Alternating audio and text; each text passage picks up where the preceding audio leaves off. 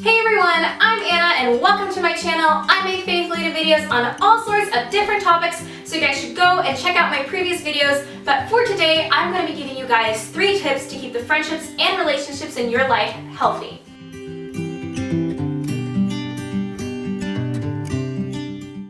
So guys, these 3 tips, I think they're applicable to really any interaction we have with other people. I think they're so helpful and I really wish that I had learned these things sooner in life, but you know, it is the way it is. So I'm just gonna dive right in with tip number 1, and that is know your value. Know your value. I'm gonna say that like 3 times. Know your value, know your worth. So God, He created you with worth and value, and He thought that you were so valuable that He sent His only Son to die on the cross for you so that you could be saved. You could choose to accept that gift of salvation. And that's how much He loved you. That's how much value He gave you. So nothing another person can say, no way a person can treat you, nothing you can do can take that worth and value away from you. That's just how you were created. He created you with worth and value.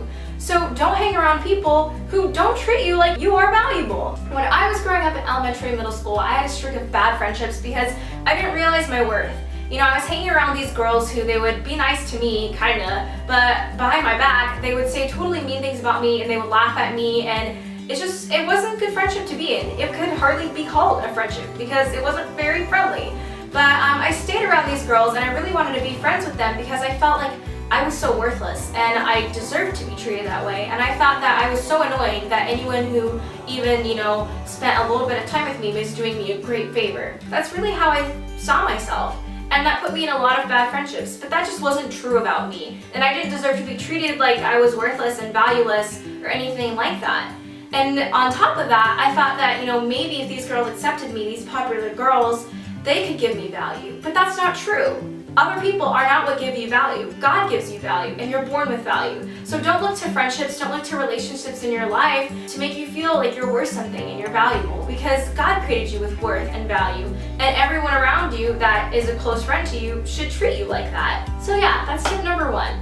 You are loved, you are full of worth, and you are full of value, and don't let other people around you treat you like you're not. Tip number 2 is don't look to other people, other relationships or friendships in your life to fulfill your needs. So a lot of times we feel lonely, we feel unloved, maybe we even feel bored, and we look to friendships or relationships in our lives to fix that for us. We look to other people to make us feel unlonely or loved or unbored or whatever other list of things we want them to, you know, fix for us. But honestly, that's really unfair to the other person. You're using that person. They're not responsible to fulfill your inner needs. That's not what they're there for. And you shouldn't, you know, use other people to fulfill your inner needs because they're never going to be able to satisfy them. The only person who can fulfill your inner needs of not feeling lonely, feeling unloved, all those different things, the only person who can fulfill those needs for you, who can satisfy you, is Jesus. And the only way you can satisfy those needs is through a personal relationship with Him.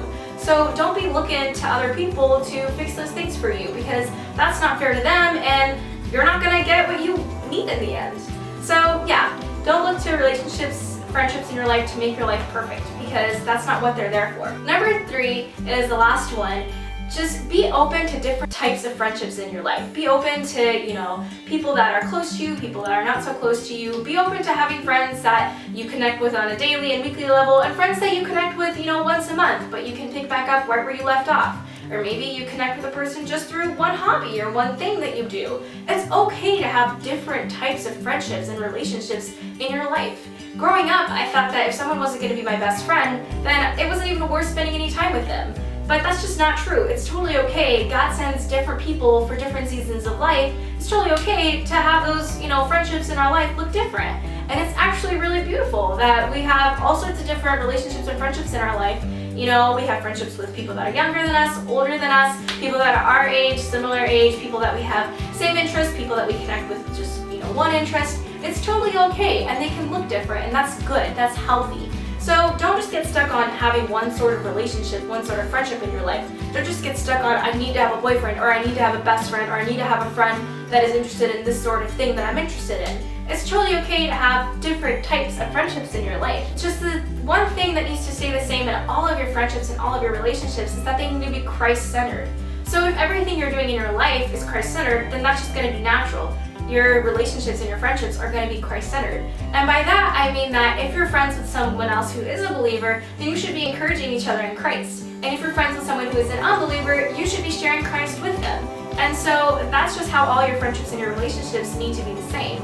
But every other thing can be totally different. So yeah, just embrace those differences in your friendships, embrace, the different people that God has put in your life, and it's totally okay to have friendships that look different. So yeah, that's all I have for you guys today. Those are my 3 tips. I hope those were helpful, and I will see you guys in the next video next week.